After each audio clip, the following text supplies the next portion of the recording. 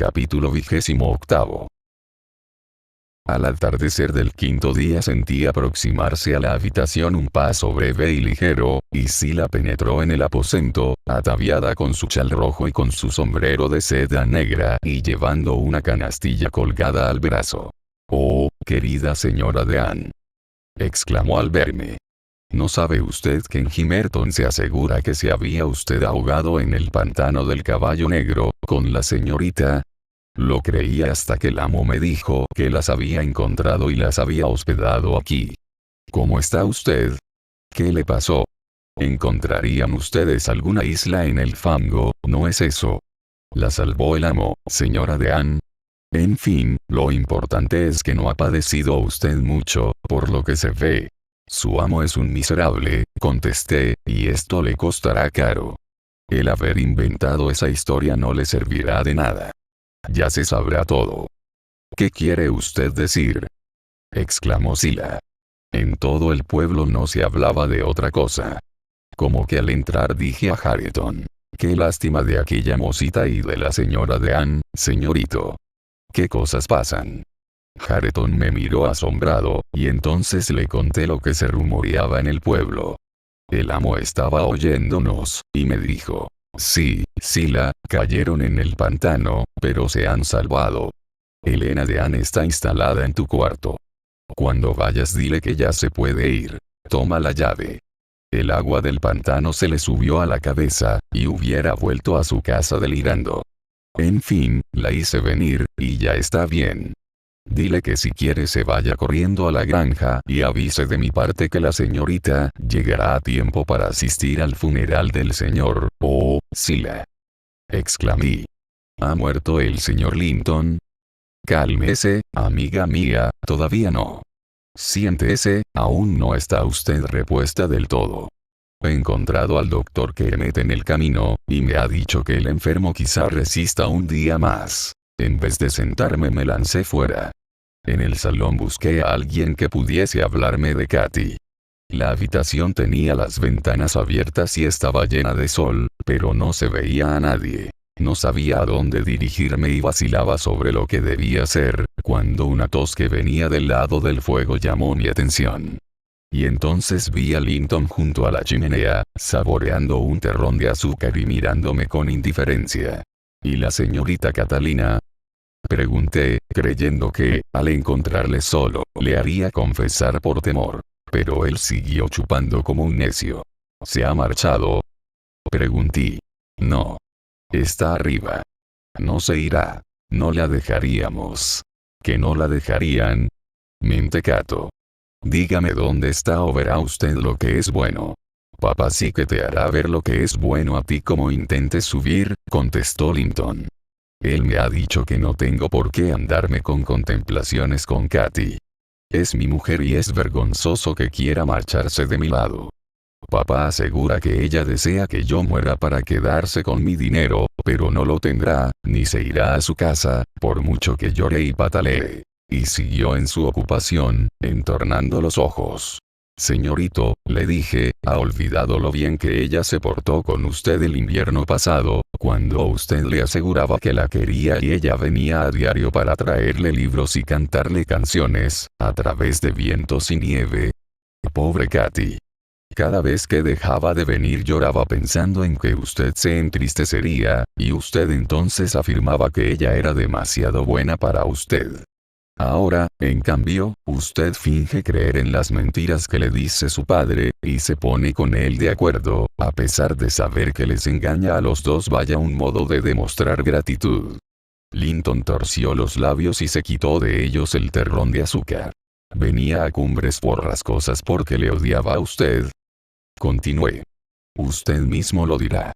Y de su dinero, ella no sabe siquiera si tiene usted poco o mucho. Y la abandona, sola, ahí arriba, en una casa extraña. Usted, que tanto se lamentaba de su abandono. Cuando se quejaba de sus penas, ella se compadecía de usted, y ahora usted no se apiada de ella. Yo, que no soy más que una antigua criada suya, he orado por Katy, como puede ver, y usted, que ha asegurado quererla y que tiene motivos para adorarla, se reserva sus lágrimas para usted mismo y se está ahí sentado tranquilamente. Es usted un cruel y un egoísta. No puedo con ella, dijo él. No quiero estar a su lado. Llora de un modo inaguantable. Y no cesa de llorar aunque la amenace con llamar a mi padre. Ya le llamé una vez y él la amenazó con ahogarla si no se callaba, pero en cuanto él salió, ella empezó otra vez sus gemidos, a pesar de las muchas veces que le grité que me estaba importunando y no me dejaba dormir. ¿Está ausente el señor Heathcliff? Me limité a preguntar, viendo que aquel cretino era incapaz de comprender el dolor de su prima. Está hablando en el patio con el doctor Kenneth, contestó. Creo que el tío, al fin, se está muriendo. Y lo celebro, porque de ese modo yo seré el dueño de su casa. Katy dice siempre mi casa, pero en realidad es mía. Papá asegura que todo lo de ella es mío. Míos son sus lindos libros, y sus pájaros, y su jaca. Así se lo dije cuando ella me prometió regalármelo todo si le daba la llave y la dejaba salir. Entonces se echó a llorar, se quitó un dije que lleva al cuello con un retrato de su madre y otro del tío cuando eran jóvenes, y me lo ofreció si le permitía escaparse. Esto sucedió ayer. Le dije que también me pertenecían y fui a quitárselos. Entonces, esa odiosa mujer me dio un empellón y me lastimó. Yo lancé un chillido, cosa que la espanta siempre, y acudió papá. Al sentir que venía, rompió en dos el medallón, y me dio el retrato de su madre mientras intentaba esconder el otro, pero cuando papá llegó y yo le expliqué lo que sucedía, me quitó el que ella me había dado y le mandó que me entregase el otro. Ella no quiso y él la tiró al suelo, le arrancó el retrato y lo pisoteó. ¿Y qué le pareció a usted el espectáculo? Interrogué para llevar la conversación a donde me convenía. Yo hice un guiño, respondió. Siempre guiño los ojos cuando mi padre pega a un perro o a un caballo, porque lo hace muy reciamente. Al principio me alegré de que la maltratara. También ella me había hecho daño al empujarme. Cuando papá se fue, ella me hizo ver cómo le sangraba la boca, porque se había cortado con los dientes cuando papá le pegó. Después recogió los restos del retrato, se sentó con la cara a la pared y no ha vuelto a dirigirme la palabra. Creo a veces que la pena no la deja hablar. Pero es un ser terrible. No hace más que llorar y está tan pálida y tan huraña que me asusta. ¿Puede usted coger la llave cuando le parezca bien? Pregunté. Cuando estoy arriba, sí, contestó, pero ahora no puedo subir. ¿En qué sitio está? Volví a preguntar. Es un secreto y no te lo diré, respondió. No lo saben ni siquiera Hareton ni Sila. Ea. Estoy cansado de hablar contigo. Márchate. Apoyó la cara en un brazo y cerró los ojos. Yo reflexioné que lo mejor era ir a la granja sin ver a Heathcliff y en ella buscar auxilio para la señorita. El asombro de los criados al verme llegar fue tan grande como su alegría. Al advertirles que la señorita estaba a salvo también, varios se precipitaron a anunciárselo al señor, pero yo me anticipé a todos. Había cambiado mucho en tan pocos días.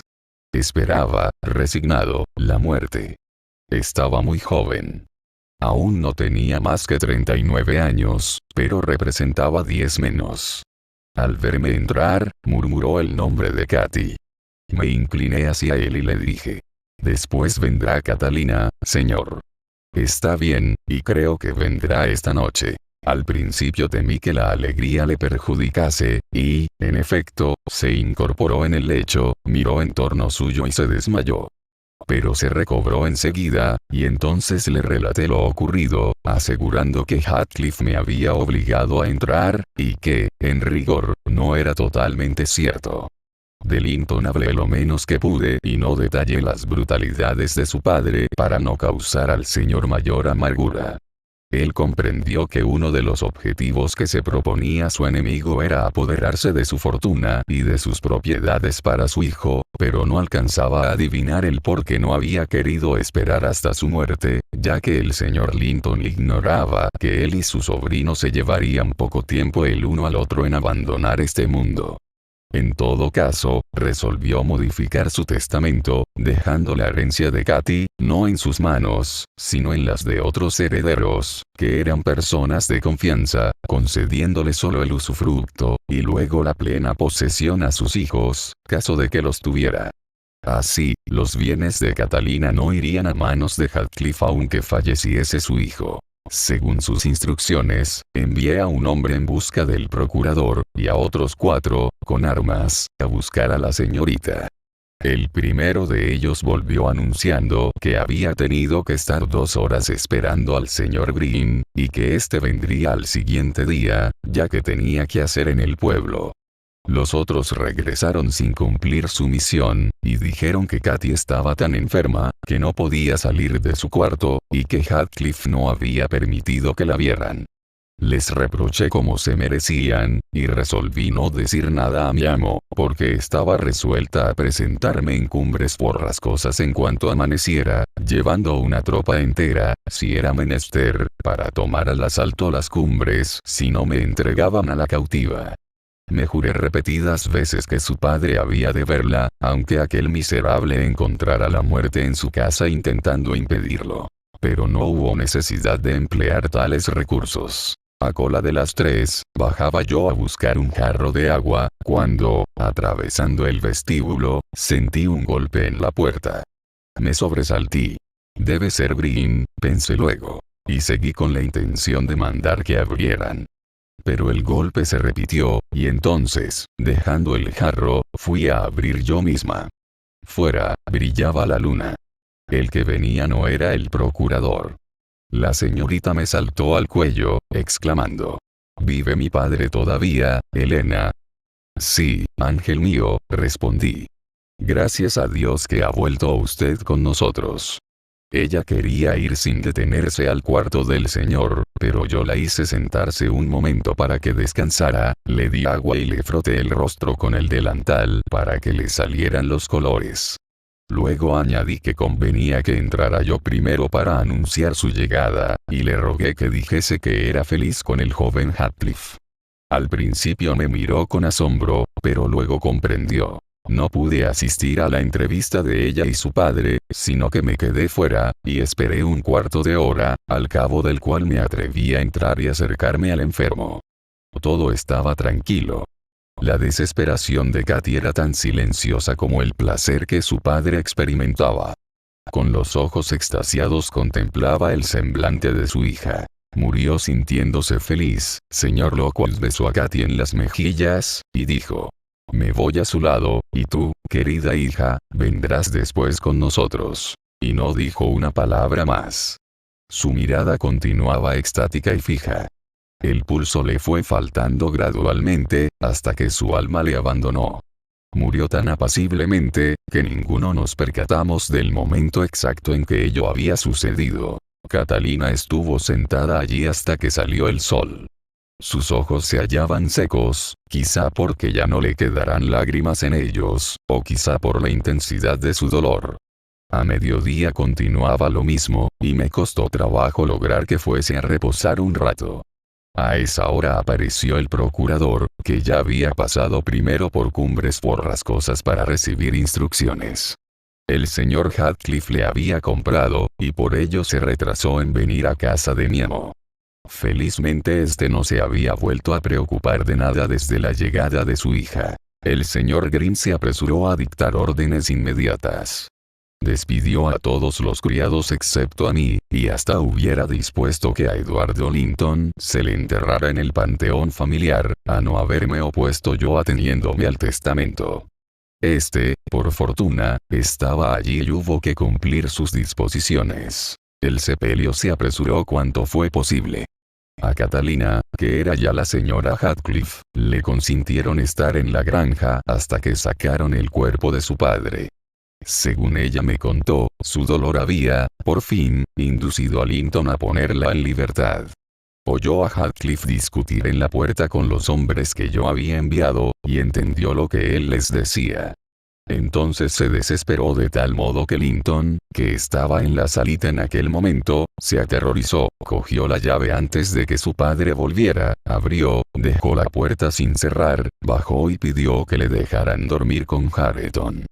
Catalina se fue antes de alborear, no atreviéndose a marchar por la puerta por temor a que los perros ladrasen. Buscó otra salida, y habiendo hallado la habitación de su madre, se descolgó por el abeto que rozaba la ventana. Estas precauciones no bastaron para impedir que su cómplice sufriera el correspondiente castigo.